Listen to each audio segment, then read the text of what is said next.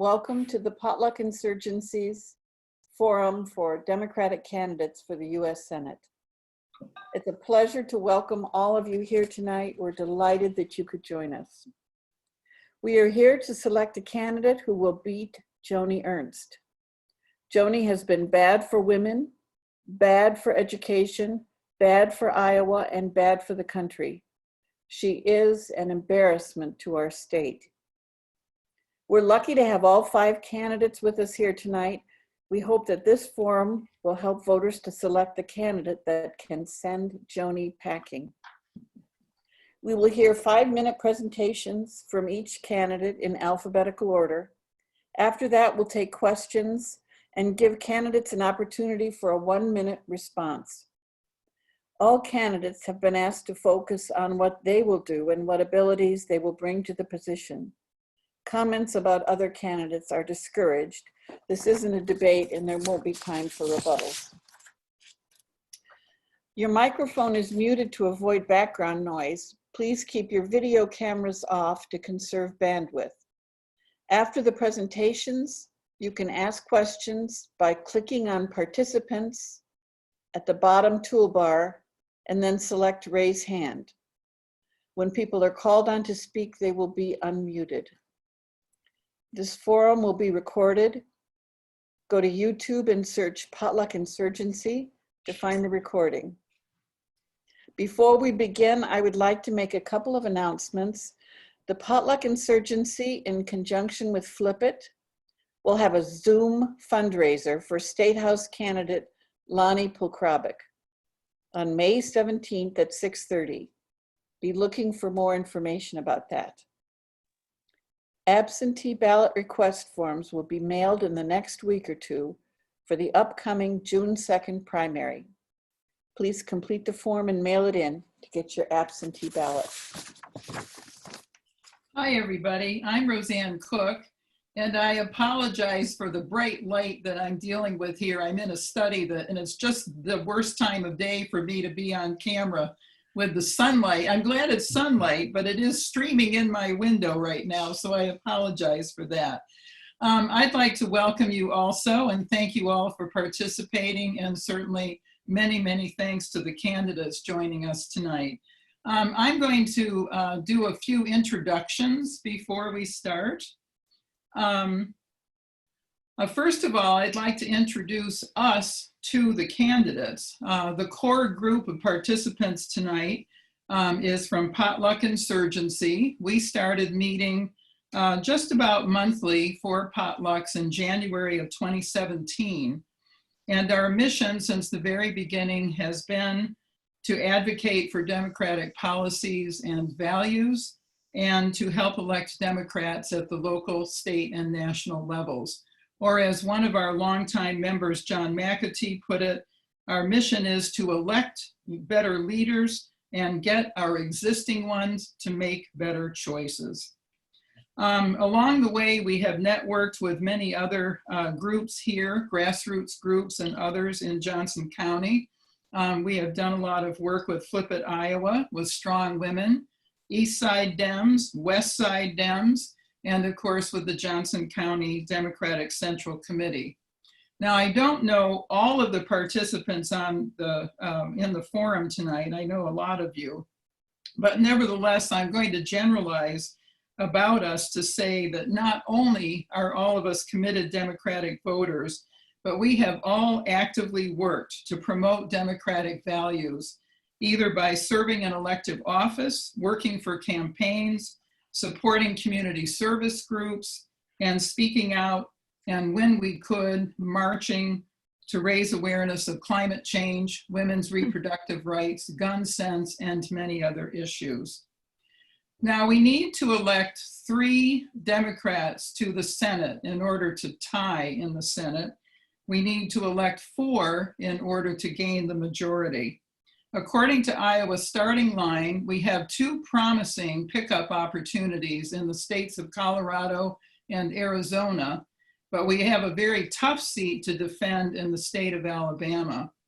We also have 3 vulnerable Republicans, and they are in the states of Maine, North Carolina, and Iowa. So clearly the choice we make for the Democratic nomination for the US Senate is a critical choice. Now, in introducing the candidates, as you know, each candidate is going to speak for 5 minutes before we take questions. And we didn't want to break in and make it, introduce each candidate individually. So I'm going to make a couple of general remarks and then let the candidates tell you more about themselves and present their arguments for how they see themselves as being best positioned to beat Joni Ernst and to represent Iowans in the Senate. When I researched the backgrounds of the candidates, I was struck by some interesting similarities. And if I'm wrong on any of this, the candidates are welcome to correct me. One thing I noticed is that all the candidates grew up in rural Iowa. They were all, I think, farm kids initially. All of them worked hard to get an education and to overcome challenges in their lives, and all have built successful careers in their fields. While a couple of the candidates have run for elected political office, none has held an elected political office prior to this, but all have demonstrated strong leadership capabilities. All have been longtime and strong advocates for those in need in our communities. So in sum, my impression is that we have here a group of smart, hardworking, resourceful, empathetic, compassionate people. And I am very excited about this opportunity to get to know each of them better. Thank you.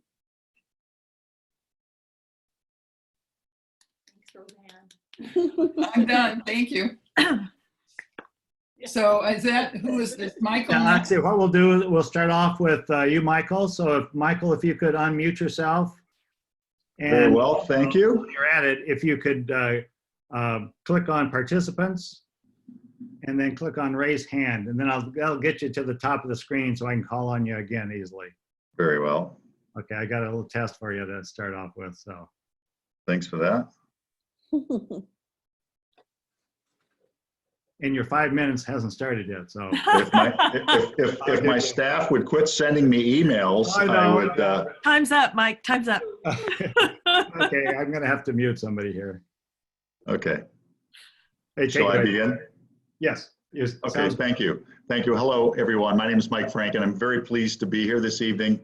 I'm a progressive Democrat from Sioux County, the far northwest corner of Iowa. I pride myself on being principled, and I've always been pretty hardworking.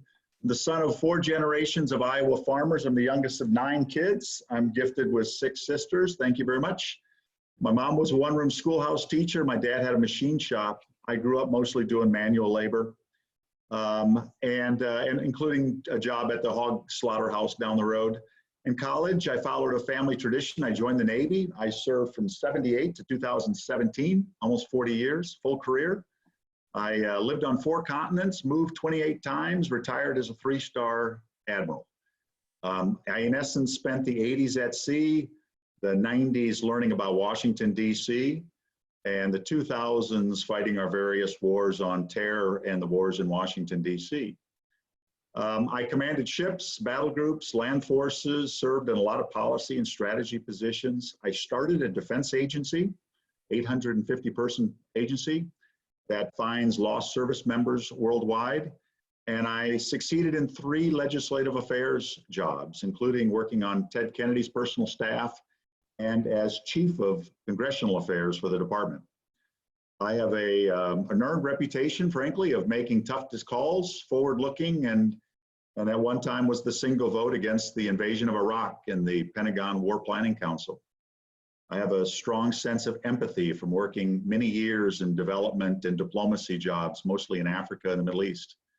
My wife of 31 years, Jordan, and I have 2 children, Emma, a foster child we adopted, and a 25-year-old son, Harris. We are well experienced in dealing with special needs, individuals, and mental illness. I entered this race principally to lead this nation past the Trump-era Republicans. I surpassed what Joni Ernst used to get elected, her rural upbringing, her military service, and that whole unpleasant pig thing. My intention is to move Iowa forward with an extensive leadership experience grounded in considerable technical competencies. I'm a progressive Democrat. My platform centers on addressing the climate crises, comprehensive health care for all, and certainly against the Wall Street special interests, which frankly have broadened the income disparities that we have in this nation. And as Tom Harkin said one time, I want to be that person that removes the inequities in society. I'm paraphrasing. So everyone has what I had, a great education and opportunity to climb the ladder of success. You asked what I would do on Capitol Hill straight away. Well, frankly, what stands stark as a result of this pandemic is that my number one issue, which is addressing healthcare. And the oddities of this is those with the best jobs and the best positions in life have the best healthcare. And frankly, those who keep society going in a situation like this have such flimsy healthcare. We need to fix it. We also need to ensure the survival of the COVID patients as we proceed on. We need to repeal AUMF to make sure this president doesn't make war any more than he has amongst each other. We need to join the Paris Accord. We need a campaign finance overhaul. And if we can't do that, then by George, we should have term limits. And we need to address the deficit, which will be the chore in the next decade or more as we try to find a way out from this incredible debt that we have, the Republicans frankly have foisted upon us. I believe that's about 5 minutes of my time, and I look forward to the questions. Hey, thanks a lot, Michael. Sure appreciate it. Now we'll move on to Kimberly. Take it away. I'm setting my timer. Okay, you're on. Ready, set, go. So I wanted to say thank you, everyone, for being here tonight. Thank you so much for the invitation. I hope everyone is well and healthy. And thank you. Probably if any of you are essential workers, then you're not here, you're working. But if you happen to be watching this tonight, thank you very, very much for keeping us healthy, taking care of us, and keeping Iowa and the nation going in the face of this pandemic. So I just wanted to correct the record. I was not born in Iowa. I was born at the Camp Pendleton Marine Corps base in Oceanside, California. My dad was a proud Marine when I was born. And my dad was one of 15 siblings from the Des Moines area. My great-grandmother or great-great-grandparents had a farm in Ziering, and my other grandmother had a farm in Mount Ayr. My grandmother on the other side is from Blue Earth, Minnesota. So my Midwestern roots and Iowa roots run very deep, but I was sadly not born here. But like Tom Vilsack said, I wasn't born here, but I got here as soon as I could.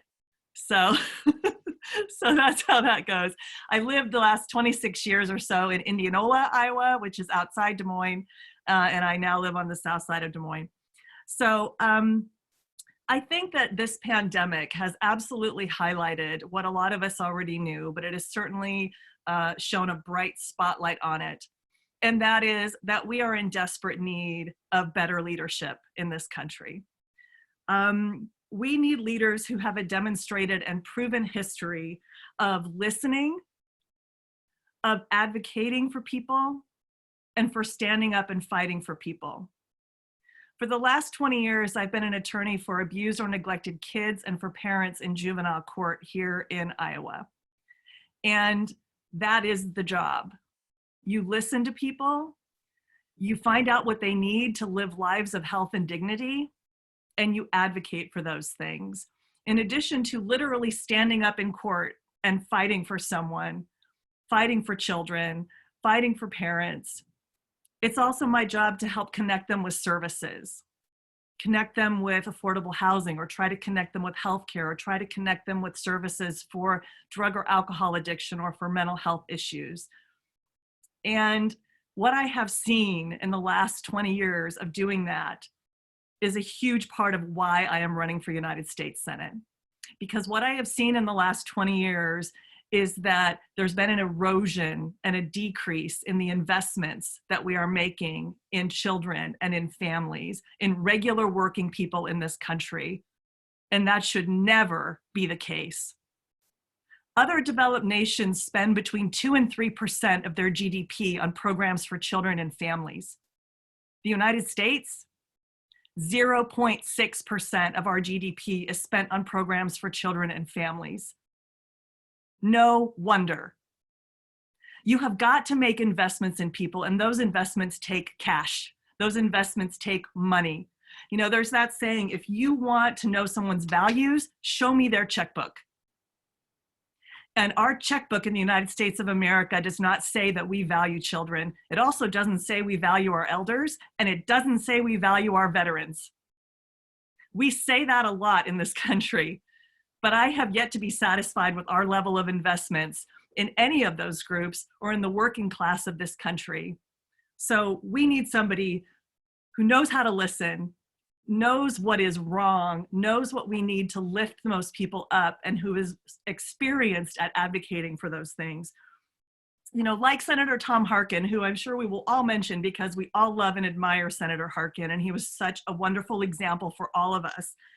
I started my career at Legal Aid. So did Senator Harkin. And that's an important point because I think it's important that we have leaders who have a demonstrated history of public service to take these really important roles like a United States Senator.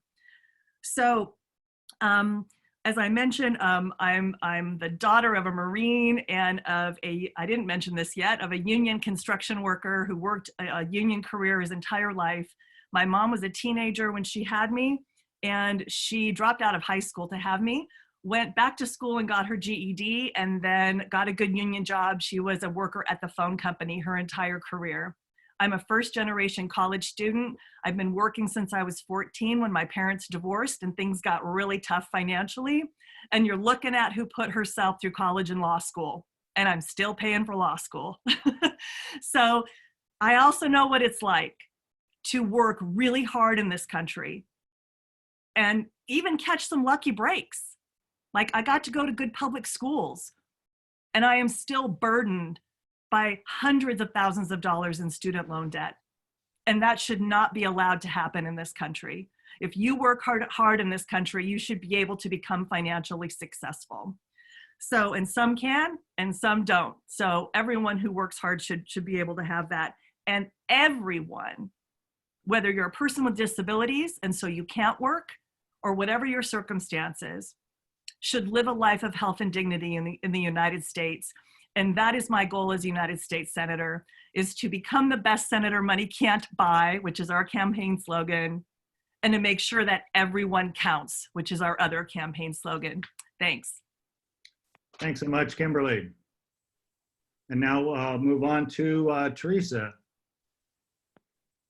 Take it away, Teresa. So, There we go. all right. Well, thank you. Oh, hold on here. There we go. Well, thank you everybody for coming out tonight. Thanks for hosting this very first forum. It is nice to see people. Kimberly, Eddie, Cal, Michael, it's nice to see your faces. I haven't seen them in a while, and I hope that you and yours are all healthy and doing well.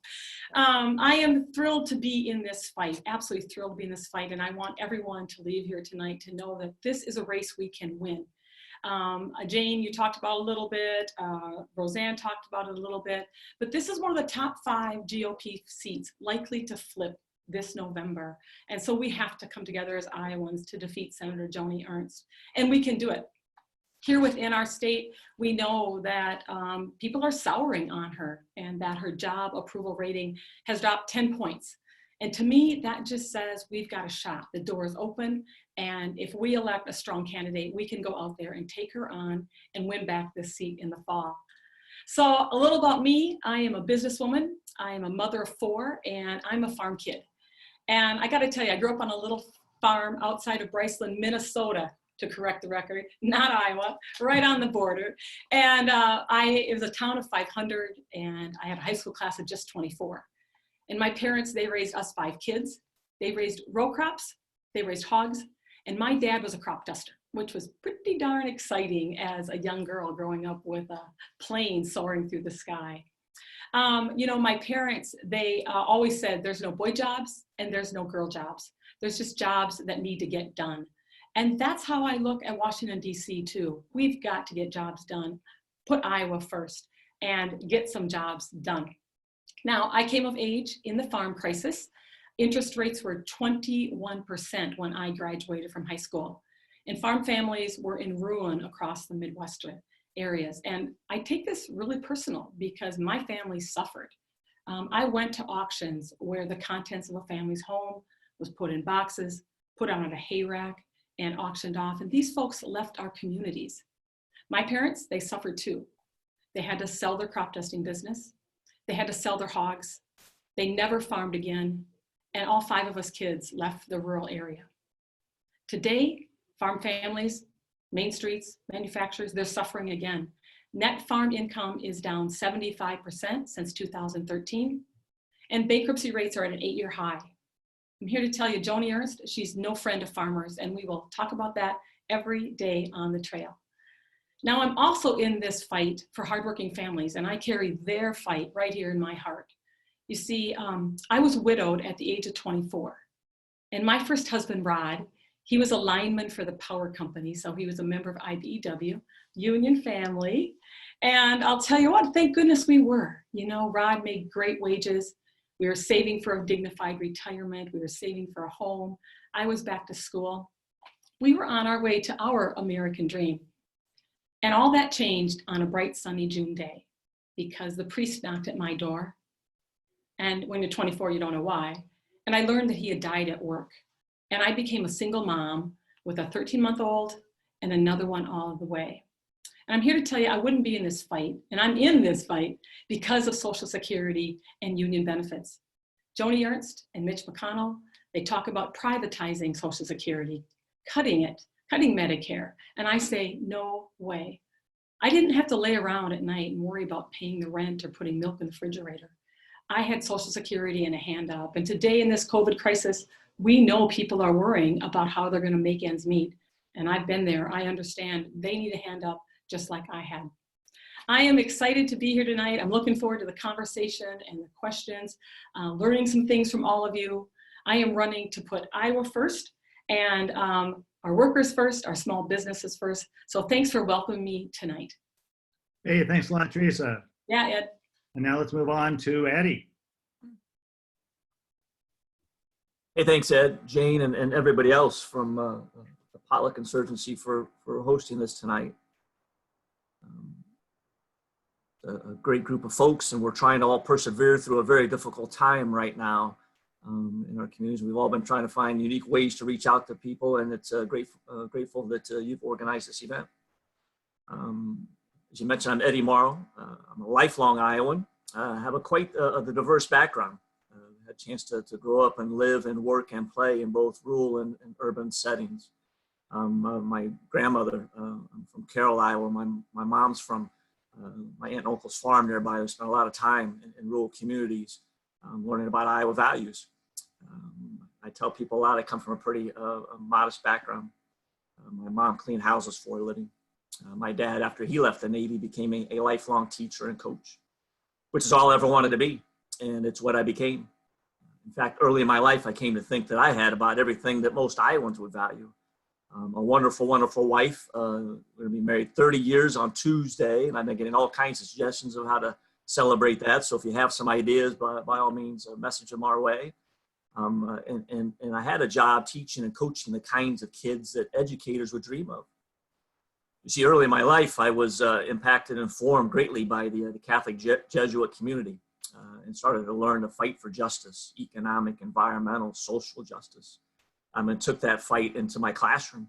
In fact, these kids would come out and join me in the community where we were serving the homeless, feeding the hungry, and fixing up shelters. Working and coaching young people like that was a joy and honor and a dream. And life for me was really, really good. And I tell folks that it got even better for me with the arrival of twins, Dominic and Mia Morrow. And I swore to my kids I would take care of them and help them like we all try to make promises to our kids. Unfortunately, found that I wasn't going to be able to do that in the classroom. the same pains that a lot of Iowa families have had, I had. And I had to leave the career that I loved and go out and build a business to change the math that would hamstring my family. And that business now, I think, is very important today because I've learned how to take a small office of a handful of people and build and nurture that business. Now I employ nearly 70 people in offices across the country. I handle billions of dollars of assets that are important to small business owners, every community in this state. And we're going to need a business leader to talk about how we get through this COVID crisis as well. Because of that success, though, I was able to expand my activism and give back to my community in ways I never dreamt out possible back in my teaching days. Started to assist domestic violence survivors and human trafficking survivors. Started a fight for workers' rights, farmers' rights, women's rights, immigrant rights, and so much more.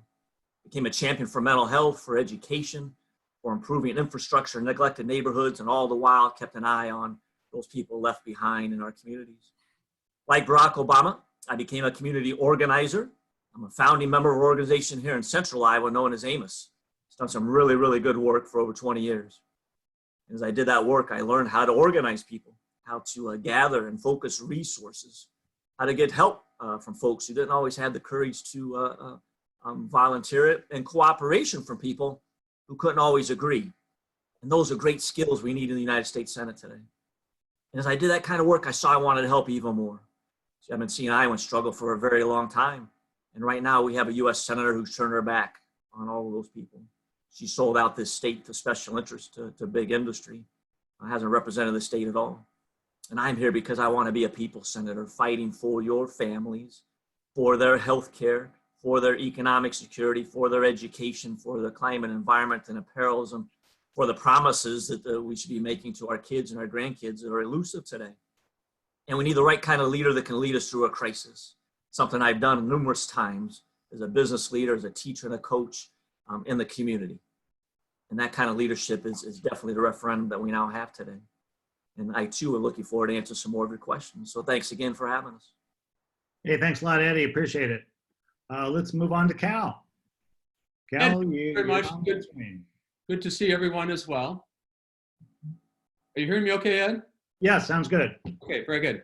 I want to say a special thanks also to all the folks on the front line during this COVID-19 pandemic, doctors and nurses and CNAs and first responders, and especially those folks in the grocery stores and the truckers and everybody that works in food processing to keep the rest of us healthy and well-fed through this crisis. So thanks to everyone who's doing that. I did grow up on a Lynn County hog farm. I'm a fourth-generation Iowan. My dad also worked at Universal Engineering in Cedar Rapids. He was a member of the Machinists Union for 35 years, and my mom worked at the Mount Vernon Bakery. I joined the Navy at 17. I served on board the USS Chicago in the navigation department. We were based on the West Coast and made a couple trips patrolling the Western Pacific on board the USS Chicago. It's a guided missile cruiser. After school, I attended the University of Iowa, got my degree in journalism, and worked for 16 years as a reporter in Colorado and Iowa. And I'm running for the United States Senate now because we have some existential challenges that we have to deal with. First of all, we have a healthcare system with somewhere around 20 million Americans who are either uninsured or underinsured, and we can fix that. If we have the will to send someone to Washington, we'll fight for Iowans, we'll fight for Americans and their healthcare. We squander about 20 cents of our healthcare dollar, whether it comes from us and or our employers, we squander about 20 cents of our healthcare dollar on insurance companies because they have to pay marketing, advertising, salespeople. David Wickman, the CEO at United Healthcare, made $18 million that comes out of our healthcare premiums in 2018. And then they also, if they're a private health insurance company for profit, they have to pay dividends to their shareholders who want to see a profit on their return. So in general, I think entrepreneurialism and the profit motive is excellent. It works very well in most cases, but not so well with healthcare because insurance companies have a financial interest, a conflict of interest in denying people care. And I'm not saying that every insurance company does that, but it happens too often. We've all heard those stories where people have been denied care. Their insurance company has denied them a certain procedure or a certain medication. We can fix that. In addition, we spend about 30 cents of our healthcare dollar on the administrative costs. There's a hospital at Duke University in North Carolina. They have 900 beds, 1,000 billing clerks doing the red tape shuffle with doctors and nurses and insurance companies, trying to justify the charges. I had lunch with a retired physician the other day. She told me when she was in practice that on some days she spent nearly half of her day filling out paperwork to justify charges to their insurance company. I was naive. I was under the impression that doctors and nurses and CNAs spent almost all their day taking care of patients. And unfortunately, too often, that's not the case. But we can change that if we have the will to send somebody to Washington who will fight for our health care. We also have a crisis in our climate. We have the most carbon dioxide in our atmosphere that we've ever had, more than 400 parts per million, and that number is still growing. And we need to tackle that challenge now because that carbon dioxide stays in the atmosphere sometimes for years or even decades. So it's a challenge for the next generation. If you care about kids and your grandkids, you care about the next generation, that's a crisis that we need to address now.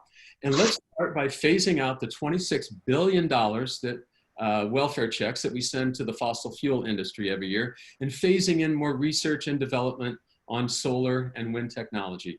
Iowa is a leader in wind technology. We're second only behind Texas in the amount of electricity that we generate from wind, and per square mile, we're number one. Texas is a much bigger state. So we're a leader in wind technology. The nation already gets about 7% of our electrical needs from the wind and about 2% from solar.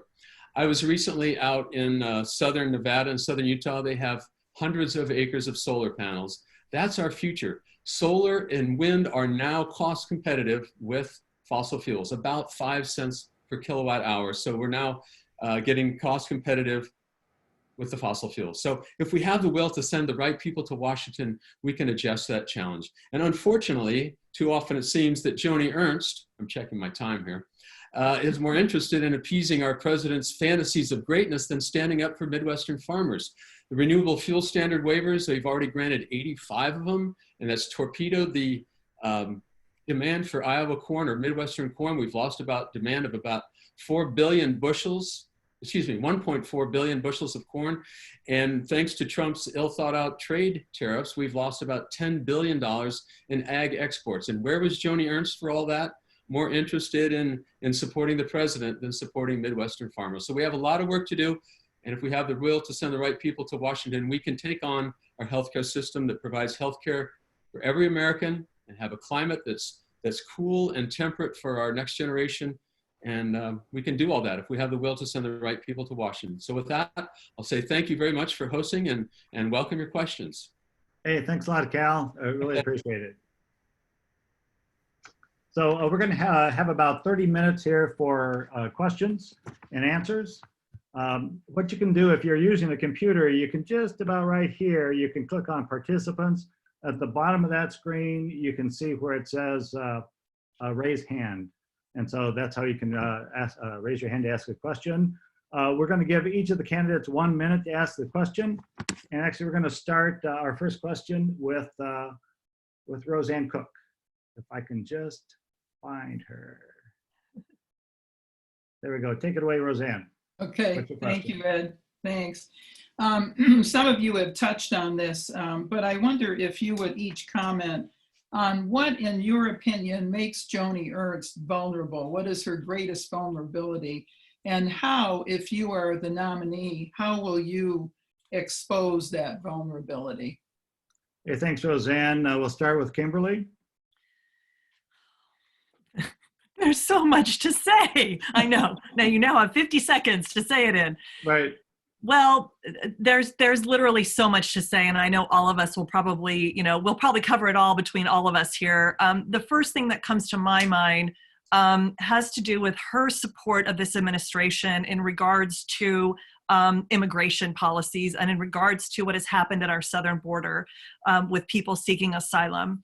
I was fortunate to spend 5 days at the southern border this past September as a volunteer lawyer for ProBar, which is the American Bar Association Immigration Volunteer Project. And so I got to actually go and help and represent people who are seeking asylum. Senator Ernst supported an administration that separated families, separated infants and toddlers and children from their parents, and has forever traumatized those children. That is a violation of international law. That's a violation of asylum law. And I have spent my entire career standing up and fighting for children and for families. So that's just one quick, immediate thing that I think of is her continued support of the immigration policies of this administration.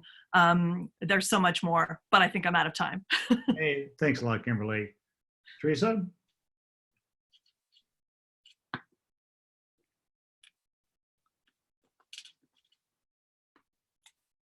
All right, I think, can you hear me? Yeah, I can hear you.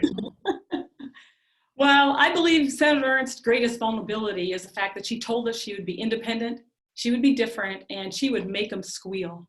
And of course, that's not what's happened. Instead, she has joined party leadership, and she votes 97% of the time with Mitch McConnell and party leaders, leaving Iowans behind. She has taken $1.7 million in corporate PAC donations. And it is absolutely no wonder that she refuses to support something as simple as allowing Medicare to negotiate with the pharmaceutical companies to lower those prescription drug prices, which is something Iowans are asking for over and over again. I'm running to do a job, and that job is to put Iowa first. I'm not taking one dime of corporate PAC donations. We're building a strong grassroots team here, and we're gonna defeat Senator Joni Ernst. I'm pleased to say I've been endorsed by End Citizens United, and I'll always put Iowa first. Hey, thanks a lot, Teresa. Thanks. Eddie? So you're right, a minute is not enough, but the laundry list is long. As I mentioned earlier on, she sold out this state to special interest in big industry. You'll find her regularly on television defending this president. She'll talk about how great the economy is. The fact of the matter is 80% of Iowans have been living paycheck to paycheck. 50% of people here before COVID were $500 hiccup away from financial ruin. Small business owners were living as well month to month to make ends meet, and now they've been disrupted. She's voted 5 times to take away health care from hardworking Iowans and those with pre-existing conditions along with it. But she gets the best health insurance in the world, health insurance that you and I pay for. She's worked endlessly to undermine rural Iowa, our education system, small business owners, and our farmers. And we mentioned the renewable fuel standard earlier. So she's overall sold out this state when it comes to gun violence and safety in our communities, to mental health, to when it comes to taking care of our climate and our environment. She's on the wrong side of every issue that's important to Iowans in this country today. And we need to get a leader that can go out and call her to task in all these parts of the state. And my diversity, not only geographically, but also in the diverse communities I've worked with and walked along with my entire life, sets me apart in making those fights and those arguments in every quadrant of the state. Hey, thanks a lot, Eddie. Cal? Yes. Many rural Iowa counties now have more hogs and lower income than they did just 30 years ago. No thanks to Joni Ernst, or thanks to Joni Ernst for that. As I mentioned, the renewable fuel standards, we now have granted 85 renewable fuel standard waivers to not just the small refineries for which that was intended, but the large refineries as well. And it's suppressed corn prices, it's hurt Iowa farmers, it's hurt Midwestern farmers. And Joni Ernst was nowhere to be seen in standing up for rural America. When it comes to Trump's ill thought out trade tariffs, again, where was Joni Ernst in standing up for Iowa farmers? She has betrayed or let Iowa farmers down. So we have a lot of work to do, and we Democrats can do better in those rural counties. We didn't do as well as we would have liked in 2018, but I think if we focus more on those rural counties and make the case that Joni Ernst has not been a friend to rural America, we can have some success in those rural counties as well as the urban counties. Hey, thanks a lot, Cal. Michael? Hi, thank you. Good question. I think there's plenty to bash Joni Ernst on, but under the broad category of her aggregated voting record, that stands, and well underneath that is the cognitive dissonance. She used the fact that she was a member of the executive branch of government to say that she would be honest and forthright, when in fact she has not done that at all. That borders on dishonesty, frankly. The number of things that she's voted on, from violence against women to dirty water runoff to pre-existing conditions to 4 times against the Affordable Care Act, et cetera, lay bare her voting record. And with a modicum of legislative experience, you can pick that apart and find fault with her in a debate situation, which makes her position rather untenuous. And consequently, I look forward to that opportunity to have that discussion with her. Hey, thanks a lot. I appreciate it, Michael. We do have one question that was sent in ahead of time, and that was from Adam Zabner. Adam, I'm going to unmute you if you'd like to ask your question. Awesome. Thank you. And thank you to the candidates for being here. This is a super cool opportunity. My name is Adam. I'm a third-year student at the University of Chicago. I'm here in Iowa City right now due to the crisis. And I guess I had a question, but given recent events, I feel the need to ask about the folks that are working in meatpacking plants here in Iowa and what you would do for them. You know, nearby here in Iowa City in Columbus Junction, we've seen a horrible outbreak there. And it's kind of unsurprising given the fact that over the last, 30 years, we've stopped having unions for our meatpacking workers and the conditions have gotten worse. And those folks, many of whom are undocumented, are just in a horrible situation right now. So what would you do to stop that from happening again? And what would you do to help those people? Hey, thanks a lot, Adam. We'll start here this time with Teresa. Surprise. I know, sorry about that. All right. Well, Adam, thank you for joining us tonight. Thanks for getting involved. We need your generation turning out your votes strong this fall if we're going to defeat Senator Joni Ernst. So I'm thrilled to have you here. And you're right, it is a tough time right now for our neighbors, for our friends, for our communities, our state, our country, and of course around the world as we all struggle with COVID-19. And certainly you are struggling there with the meatpacking and the food processing plants. I think I put out a plan to deal with COVID-19, and I think it addresses the meatpacking workers too. And that is, we have to focus our investments on keeping people healthy. We have to focus on workers and our small businesses. And it starts with having adequate testing. In the meatpacking plants, they need more testing. We have to understand who has this disease and then have the tracing, and ultimately we'll have the treatments too. And beyond that, we need to focus on all of our workers, essential workers, whether they're in the grocery stores, whether they're truckers, whether they're delivering the letters to us every day. We need paid sick leave. Folks shouldn't have to decide whether they should go to work sick or whether they should stay home. And particularly now during a pandemic. We also need to continue to invest in our small businesses whose doors are closed and make sure that they have the resources to reopen and to engage fully in our economy. And finally, we need to restore the faith and the trust in our government. We need to know that they're prepared for these kinds of crises, that they have the leadership and the will to put our public health, our public safety before their corporate PAC donors and their interests. So I'm thrilled to be in this thing. I'll be working with our unions to pass the PRO Act, and hopefully we'll get those plants back unionized. Thanks, Adam, for coming tonight. Hey, thanks a lot, Teresa. Eddie? It's a great question, Adam. And there's been a lot of things that have been exposed because of the COVID crisis. And one is how we've mistreated workers in this country for a very long time. There's a reason why I'm getting a lot of support from LULAC leaders in Des Moines and Iowa City and the Quad Cities and Columbus Junction and Denison and other places, because I've been walking that walk and along the side of the Latino community for a very long time. Started in my organizing efforts back with Amos back at the turn of the century, who were fighting for the DREAM Act, fighting for driver's licenses, fighting to make sure that we got rid of the hate mongering and fear that was being peddled by folks on the other side. But that has persisted even to this day. And now we have people working shoulder to shoulder in these processing plants. And it's definitely showing a lack of leadership at the federal level and the state level, that we weren't forward thinking enough to figure out how do we keep people safe and distant. And if we can't, that we take the leadership and the onus ourselves, not leave it up just to Tyson's and JBS and the others, but we need to take the leadership ourselves to demand that that's happening. And close those plants before we start to have these outbreaks. And when we drop the ball horribly, and that's why I think this is turning into a referendum overall on leadership. We need to make sure that we're protecting those workers, providing the testing, providing the contact tracing as well, to help them stay safe and secure. Paid family leave will be very, very important as well. And then once we get to the other side, we got to talk about workers' rights. We got to talk about immigrant rights, comprehensive immigration reform, and so much more. There's going to be a lot of work to do. We're going to need a transformative leader that wants to tackle all of the inequities that we've seen here that have come to light because of COVID. Thanks, Adam, for asking. Thanks a lot, Adam.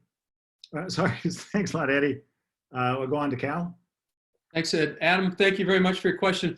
The most important thing that any executive can do is to address our national security. And food security and health security is a part of our national security. Those plants where people are working side by side, certainly less than 6 feet away, they need to have all the protective equipment they need. We've already lost a handful of those workers. Several dozen more have gone home sick. Those plants need to be discontinued until those workers have all the protective equipment that they deserve to do their jobs and to do their jobs safely. Certainly they are an important industry, our food processing, but the more aggressive we are with protecting those workers now, the sooner we'll be able to get back to a full economy. So for the sake of those workers, for the sake of our economy, we need to be very aggressive in ensuring that those workers have all the protective equipment they need, and those plants cannot reopen until those workers are assured of their safety. Thanks for your question, Adam. Hey, thanks, Cal. Michael? Hi, I had experience in on the ground after Hugo coordinating international efforts and internal to the United States efforts after Katrina, and then coordinating international efforts at the outset of Ebola in Africa, and then ultimately going over to Africa to ensure that the sinewy connections in society are maintained. There's 4 things as you read the simulations associated with pandemics you must guard for. Number 1, water, sewer, and food supply, and the logistics associated with food supply and power. So all of those 4 industries should have, and 6-7 weeks ago I tweeted this out, that they need to be training separate crews, secondary crews. And the second and third order effects associated with this, the spouses for packing workers are almost always employed in other jobs, as we know, those types of visa individuals. So childcare becomes an issue when one of the adults goes down and needs to be cared for themselves. So there are second and third order effects that as you think through, all these check sheets are available. This administration failed to look at them, or at least in the front office. So there are a number of things that can be done, but I think that what this lays bare is when I worked for a hog slaughterhouse, I paid for my college and my first house after 3 years of labor part-time while I was in college. The labor scale today is such that you can't do that anymore. Those are the people that hold society together, and we need to, as Teresa and others have said, we need to go to bat for them. That's all. Hey, thanks, Michael. Kimberly? Thanks for your question, Adam. So in the very short term, we need to shut down those meat packing plants immediately. They need to be cleaned from top to bottom. Everybody needs to be tested, every single person who was working there. We need to provide PPE for those individuals who were working there when they can or do go back to work. And they have to be able to be at least 6 feet apart from one another, because one of the things that is so scary about this particular virus is that they are finding, as we are doing more and more testing around the world, in particular, this is what I'm about to say came out of Iceland recently, where they're testing everyone there. They're finding that in Iceland, 50% of the people in Iceland have had 0 symptoms, 0. No fever, no cough, no anything, look healthy, feel healthy, and they are able to spread this virus.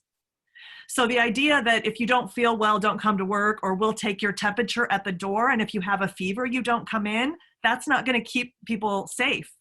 We have to have widespread testing of every single person. Also, other nations on this planet are providing monthly stipends to their populace. Canada is providing about $2,000 per month for 3 months, I believe it is, to everyone. That is what should have been done in this stimulus package. The stimulus package that was passed is a joke, and it's insulting to working people in this country. A one-time $1,200 payment is ridiculous. And so I hope that the next go round, we will see real support for the American people in the next stimulus package. Thanks. Thank you, Kimberly. Our next question will be Leslie Carpenter. Hi there. Thank you for taking my question. My question is, as a serious brain disorders advocate, right now people are finding what it's like to be in social isolation. And while I feel really badly for all of us who are having that for the first time in our lives, I feel much more badly for the people that are with untreated mental illnesses in our prisons and our jails because of how broken the system is. So I'm interested in whether, number one, you'd be against solitary confinement, and number two, what would be your top 1 or 2 policy positions to change the availability of hospital beds and long-term supportive housing for people with serious brain disorders like schizophrenia? Hey, thanks, Leslie. Eddie? So Leslie, first of all, the presentation you gave at the Capitol earlier this year when Moms Demand Action came down there on mental health was outstanding. And I'm glad that you continue to raise that awareness because it's so critical for us. Now, I mentioned in the earlier question from Adam that we've seen so much exposed because of COVID, and one of those exposures has been what's going on in the disability community, and especially those that are dealing with intellectual and mental challenges.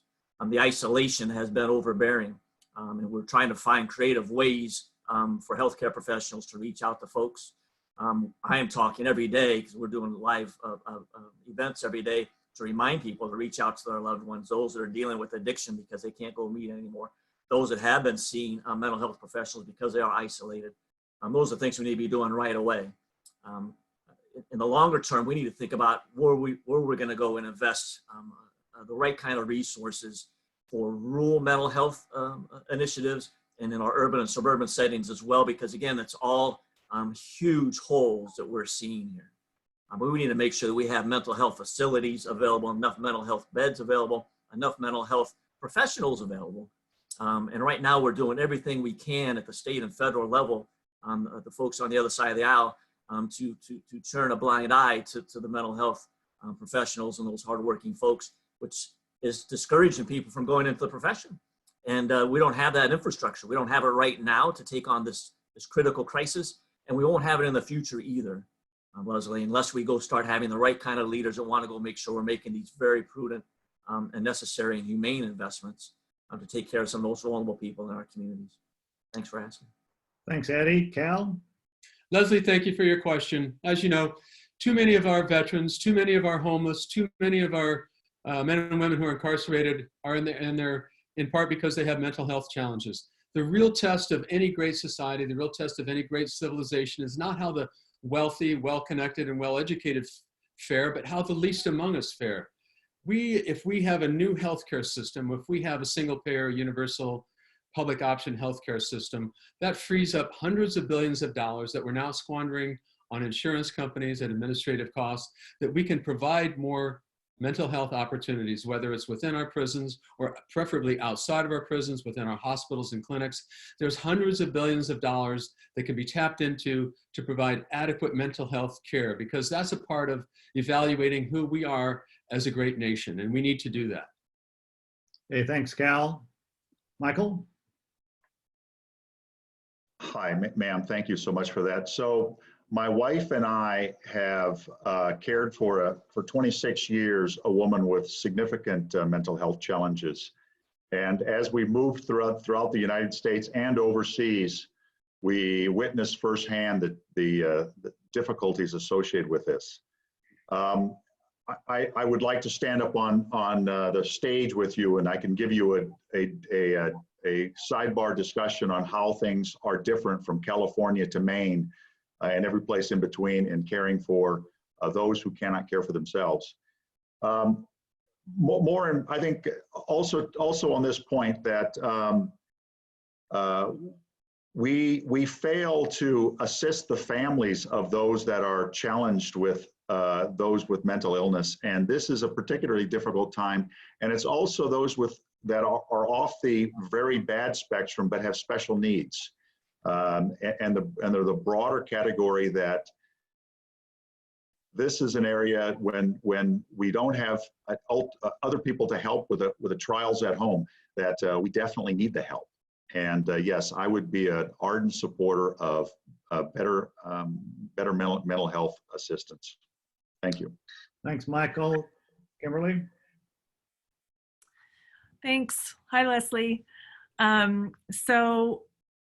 You asked about solitary confinement. I find the whole notion of solitary confinement absolutely appalling.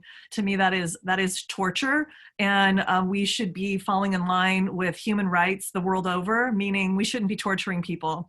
And so we should not have any solitary confinement in this country. And prisons, as you well know, I know you and Scott know, are full of people whose primary problem or the thing that landed them there really, when you peel it back, is mental health and a brain disease or a brain disorder. And so we have got to stop allowing in this country that people with mental health needs to be dumped into prisons. That should never be happening, especially not in the wealthiest nation on earth. And it circles right back to making investments. You know, you've heard me say, Leslie, over and over, we have to make these investments, and these investments pay off. We need more mental health treatment courts, which you and I have discussed, so that we can divert people from prison and that they get the support they need as they're going through potentially a criminal proceeding, but they're in a courtroom where the judge and the support staff in that courtroom are very well educated on mental health and can get them all the supports they need. And then it continues with advocacy. You know, we need a United States Senator who cares about these issues, is willing to read and learn about them and stand up and fight for them. And then we need the budget. And so we need somebody willing to fight for the money for these things. Thanks for your question, Leslie. Thanks, Kimberly. Teresa? Hi, Leslie. Thanks for coming out tonight. Thanks for the comments and the questions. Absolutely. You know, as I've crisscrossed the state, healthcare is the #1 topic I hear about, and that includes mental health care. You know, in our schools, in our communities, rural healthcare, drug addiction and mental health care, over and over and over again. And, you know, Iowa, we're a state where we take care of each other. We wrap our arms around our neighbors and lift each other up. And we need to enact some criminal justice reform to make sure that folks who are suffering from mental health issues are not sent to the criminal justice system. You know, we spend more money in this country locking people up than we do on providing housing or providing transportation or higher education. And that is just wrong. I'm glad that our Washington, D.C. and the president signed the First Step Act, making some of those reforms. That's great, but that's not enough. I ran a small business and certainly had to balance a budget at my kitchen table, and I know how to stretch a dollar. And the facts are, when we spend $1 up front on mental health care or addiction treatment, we save $12 on the other end for healthcare costs and provide a better life for folks. Look, I'm running to put Iowa first, and absolutely we'll be focused on our healthcare and our mental health care for Iowans. Hey, thanks a lot, Teresa. Our next question is going to come from Pat. And actually, this may need to be our last question here. So I know we have a lot of hands up, but go ahead, Pat. Hi, thanks for taking my question. I'm calling in from Iowa City, and I'm really concerned about the environment. And the Green New Deal has been a resolution that aims to achieve active net zero greenhouse gas emissions. And it's also going to institute job guarantees and prioritizing frontline communities that will develop into a robust set of policies. Do you support the Green New Deal resolution? If yes, great. If no, why not? Okay, we'll go with, thank you for your question. We'll go to Cal. Yes, I do support the Green New Deal, and I also support the Energy Innovation and Carbon Dividend Act, which would put a price on carbon and incentivize producers to come up with alternatives, as I talked about earlier, solar, wind, hydro, and other clean green technologies. So it is an existential challenge. It is a a threat that we need to deal with, and if we have the political will to send the people to Washington who will fight for our climate, which is fighting for our future, especially for the young folks in the next generation, we will have some success for that. So absolutely, it is an existential challenge, and it'll still be here long after we've resolved our pandemic crisis. It's a crisis that we need to address now for the sake of the next generation. Pat, thank you very much for your question. Thank you, Cal. Michael? Hi, Pat, very much so. I'm a physicist and an engineer by training. I've worked for the Stimson and numerous other, both here and abroad, think tanks on environmental issues. I'm a big fan of GND. I cede my rest of my time back to others. Okay, thank you, Michael. Kimberly?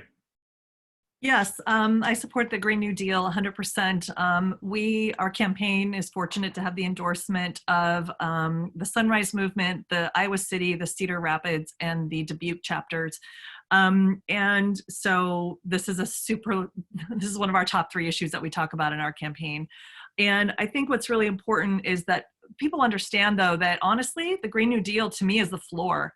That's the basic, that is the floor. We must do all of that. We must do also a lot more, you know, and the New Deal portion is incredibly important because as we're losing more jobs to automation, we've got to create more jobs, and we have a crumbling infrastructure in this country. So we've got plenty of work to do. We've got to train people. We've got to get those jobs, union jobs, so that they have good benefits, they have good working conditions and good wages and all of that. You know, our lock and dam system on the Mississippi needs to be replaced. Our bridges, have the worst bridges in the country, those all need to be replaced, and on and on. And we can do all of that in ways that are good for the environment at the same time that we're creating all these new jobs. So that's the New Deal part of that is critically important. But that's a floor. We need to do more. We should have farm bills that actually incentivize and subsidize not only sustainable agriculture, but regenerative agriculture, so that we are actually making our soil healthier. We are making our water healthier. And we can do all of that, but we must have a US Senator who is going to stand up and fight for that, and especially one from Iowa, because we have that extra clout of being an agricultural state. So when those farm bills come around, we can stop incentivizing mega corporations and start incentivizing small and medium farmers who want to do the right thing and want to help our environment, but they need some help to do it because they're hanging on by their fingernails as it is. Thanks. Thank you, Kimberly. Teresa? Okay, I think I'm unmuted. All right, well, Pat, thank you so much for the comments. And Al, I'll tell you, as I've traveled the state, the topic about climate change absolutely is one that comes up everywhere I go. I had the opportunity to visit Pacific Junction and tour a home where a family had over 9 feet of water in their house. And, you know, their dreams of that home have been ruined and they won't be able to go back. And what I know is that Iowans now understand what climate change looks like here in Iowa. It's that flooding in southeast Iowa and southwest Iowa. It's 3-inch rains that come. It's high heat and humidity. Look, we have a man-made global climate crisis on our hands, and we do need to take urgent climate action. And my focus is going to be on 2 things, which is lowering our carbon footprint, and we can do that by working towards our zero net 2050 goals. We can do that, but also growing our economy. Right here in Iowa, we of course have had such success with our wind energy, which now provides over 40% of our electricity. Our solar industry is growing, and it creates a lot of jobs. And so I don't support the Green New Deal just as it is. I have a lot of questions about it, how we implement it, what it's going to cost. But I do know that we have a man-made global climate crisis on our hands, and that we do need to take urgent climate action. Thank you, Teresa. Let's go with Pat. I'm sorry, Eddie. Sorry. Hey, thanks, Pat, for the question. And I do support the Green New Deal. In fact, the climate chaos that we have reigning around this world today is one of the main reasons that we have poor healthcare going on, that we have issues going on that exposed because of COVID. They magnified because of the respiratory illnesses that we have across this world today have actually impacted folks that have picked up this virus more succinctly than others. It's a national security issue. It is a immigration issue. All of those things are happening because of the climate chaos that we have reigning around us. And we do need to have the right kind of leaders. and Iowa should be at the forefront of this. Carbon sequestration, cap and trade, drawing down emissions and storing those emissions in our ground with regenerative agriculture, creating all kinds of biomanufacturing for new jobs. The state of Iowa should be at the forefront of the solution, working with our farmers to provide the incentives to do that. In the midst of that, also improving our water quality and improving our soils for generations to come. So much winning we can do by making sure we have the right kind of leaders in place that are going to believe, first of all, that our climate is in peril, that our environment is getting worse. And we got to make sure we're replacing Donald Trump and Joni Ernst. We have an EPA secretary that cares about the climate and the environment, that we have a senator that wants to make sure we're pushing and moving and creating progress on this very, very important issue. And this is right at the top. And we've talked about immigration here today and healthcare, and we've talked about even COVID going on, which right now is just right in front of everybody's minds. But along the right side of COVID is climate. And we should be having the same type of world effort to combat COVID that we should be having going against climate today. And again, we need the right kind of leaders that are going to take on that challenge sooner than later. Thanks for asking, Pat. Hey, thanks a lot, Eddie, and really thank all of our candidates. Really to finish up, we're going to have each of the candidates have 1 minute for a summary, and we're going to take it back to Michael. So take it away, Michael. Well, thank you all. This was a joy, and I can think of no better way to spend a Sunday night. I have a thing on my website that talks about my policy initiatives. I think it's key that we are clear-eyed about what we're facing when we come out of this pandemic. First of all, we have budget challenges in this country that my generation, our generation, is leaving to our progeny, which are frankly insolvent and uncalculably difficult to do. We are going to need tough leadership. Leadership is key, and we have surrendered that in this state, both at the governor and at the senatorial level. We need to do better. It should all be about experience, substance, and leadership, because in the end, the person that we bring into Congress in 2020 on the Democratic side can very well be the senior senator from the state of Iowa in 2022. So you are then responsible for the future of the Democratic Party in this state and all the committee assignments on Capitol Hill. And as a senior senator, you'll get your committee assignments, and this is a big deal for the state. This is the largest, I think, election next to bumping off Mitch McConnell in the Senate races. This is an existential moment for this state. So I would urge voter turnout and substantive answers that are executable and a plan when we get to Washington, D.C. to be in the leadership position in the Senate from day one with no training wheels. Thank you. Hey, thanks so much, Michael. Kimberly? Thanks. So our campaign slogan, I'm just setting my timer. Okay. Our campaign slogan is best senator money can't buy. And that is for a very, very important reason. It is not enough, in my opinion, that we don't take corporate PAC money. That's great. And all of us have said that. But it's also important that we don't take corporate lobby money, because I think most of us agree that the extreme influence of lobbying and lobbyists in Washington, D.C. is a huge reason of why we are where we are today.